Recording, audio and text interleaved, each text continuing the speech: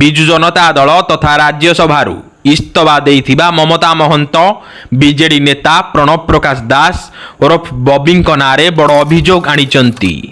ଦଳ ଭିତରେ ତାଙ୍କୁ ଅଣଦେଖା କରାଯିବା ସହିତ ରାଜ୍ୟସଭାରୁ କାଢ଼ିଦେବା ପାଇଁ କୁହାଯାଇଥିଲା।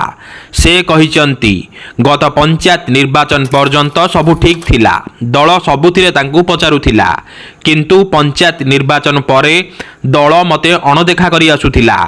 ଦଳ କିମ୍ବା କୌଣସି ସରକାରୀ କାର୍ଯ୍ୟକ୍ରମରେ ମୋତେ ଡକାଯାଉନଥିଲା। ଏମିତିକି ମୋ ଘର କଡ଼ରେ ଲକ୍ଷ୍ମୀ ବସ୍ର ଉଦ୍ଘାଟନ କାର୍ଯ୍ୟକ୍ରମରେ ମୋତେ ସେମାନେ ଡାକିନଥିଲେ। ଏମିତିକି ସେ କହିଛନ୍ତି ବବି ଦାସ କହିଥିଲେ 4 ତାରିଖରେ ତୁମର ବିଚାର କରାଯିବ।